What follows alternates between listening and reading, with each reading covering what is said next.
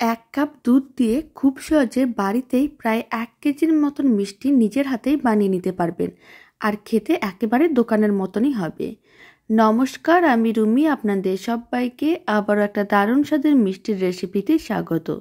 শেষ পর্যন্ত দেখার জন্য আপনাদের কাছে অনুরোধ রইল।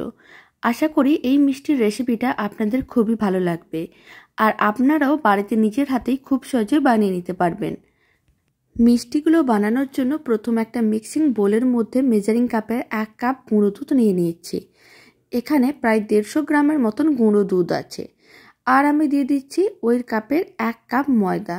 যতটা আমি গুঁড়ো দুধ নিয়েছিলাম ঠিক ততটাই আমি ময়দা দিয়ে দিলাম। আর দিয়ে দিচ্ছি বড় চামচের 1 চামচ ঘি।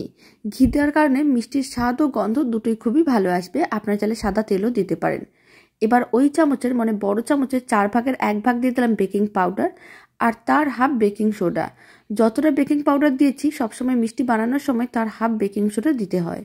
খুব ভালো করে সমস্ত শুকনো উপকরণগুলোকে মিশিয়ে নিতে হবে। এইভাবে প্রায় 2 মিনিটের মতন সমস্ত শুকনো উপকরণগুলোকে খুব ভালো করে মিশিয়ে নিয়েছিলাম। এখন অল্প অল্প দুধ দিয়ে একটা নরম চিটচিটে ডো বানিয়ে নিতে হবে। আর এখানে আমি রুম টেম্পারেচারের দুধই ব্যবহার করেছি।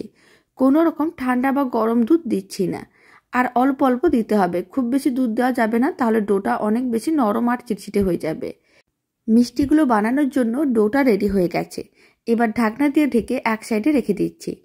প্রায় 5 মিনিট রেখে দিয়েছিলাম। এখন ডোটার চিটচিটে ভাব একেবারেই চলে গেছে। কিছুটা অংশ হাতের মুঠোর মধ্যে নিতে হবে। তারপর গোল বলের মতন করে বানিয়ে একটু লম্বা শেপ দিয়ে প্রেস করে চ্যাপটা করে নিতে হবে। আর সমস্ত মিষ্টিগুলো একইভাবে রেডি করে নিচ্ছি। আপনারা আপনাদের পছন্দ মতন যে কোনো শেপে মিষ্টিগুলো রেডি করতে পারেন। সমস্ত মিষ্টিগুলো রেডি হয়ে গেছে। ফ্রাইং প্যানে কিছুটা পরিমাণ সাদা তেল নিয়ে তেলটা গরম করে নিয়েছিলাম। এবার সমস্ত মিষ্টিগুলোকে গরম তেলের মধ্যে দিয়ে দিতে হবে। আর ফ্লেমটা প্রথমে লোতে রাখতে হবে। লো ফ্লেমে প্রায় 5 থেকে 7 মিনিট রান্না করে নিতে হবে। যখন মিষ্টিগুলোর কালারটা অনেকটা চেঞ্জ হয়ে আসবে তখন ফ্লেমটা মিডিয়ামে করে মিষ্টিগুলোকে লাল লাল করে ভেজে নিতে হবে। আপনারা দেখুন মিষ্টির দুটো দিকই হালকা লাল কালার চলে এসেছে। এখন ফ্লেমটা মিডিয়ামে করে দিতে হবে আর মিষ্টিগুলোকে উল্টে পাল্টে লাল লাল করে ভেজে নিতে হবে। আর এই মিষ্টিগুলো ভাজার সময় ফ্লেমটা যদি প্রথম থেকে মিডিয়াম বা হাইতে থাকে তাহলে মিষ্টিগুলোর ওপরটা অনেক তাড়াতাড়ি লাল হয়ে যাবে, ভেতরটা কাঁচা থেকে যাবে। মিষ্টিগুলোকে বেশ উল্টে পাল্টে লাল লাল করে ভেজে নিয়েছিলাম। এবার তুলে একটা প্লেটের মধ্যে এক সাইডে রেখে দিতে হবে। আর একটা কড়াইকে গ্যাসের ওভেনের ওপরে বসিয়ে দিয়েছি। কড়াইয়ের মধ্যে দিয়ে দিচ্ছি মেজারিং কাপের 1.5 কাপের মতন চিনি।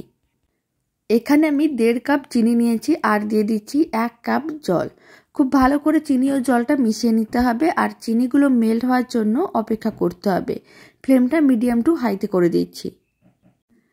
3 মিনিটের মতন এইভাবে রেখে দিয়েছিলাম। চিনিগুলো ভালো করে মেল্ট হয়ে গেছে। এখন চিনি শিরার মধ্যে 2টো এলাচ দিয়ে দিলাম। খুব ভালো করে মেশানো হয়ে গেছে। ফ্লেমটা লোতে করে দিতে হবে। আর যে মিষ্টিগুলো ভেজে রেখেছিলাম সেই সমস্ত মিষ্টিগুলো গরম চিনির শিরার মধ্যে দিয়ে দিতে হবে। এখানে চিনির শিরাটা খুব বেশি ঘন করার দরকার নেই, একটু চিটচিটে ভাব এলেই হবে। খুব ভালো করে মিষ্টিগুলোকে উল্টে পাল্টে ফ্লেমটা বন্ধ করে প্রায় 1 ঘন্টার মতন রেখে দিতে হবে। 1 ঘন্টা আমি আপনাদের পরে দেখাচ্ছি। আপনারা দেখুন মিষ্টিগুলো সাইজে অনেকটাই বড় হয়ে গেছে আর চিনি শিরাটাও খুব ভালো করে সোক করে নিয়েছে। এখন সমস্ত মিষ্টিগুলো একটা প্লেটের মধ্যে সার্ভ করে নিয়েছি। এখন একটা মিষ্টি কেটেও দেখিয়ে দিচ্ছি কতটা নরম তুলতুলে আর রসালো হয়েছে। বাড়িতে এই মিষ্টির রেসিপিটা আপনারাও বানিয়ে দেখতে পারেন। খুব কম উপকরণ দিয়ে বানানো যায় আর খেতেও ভীষণ ভালো হয়।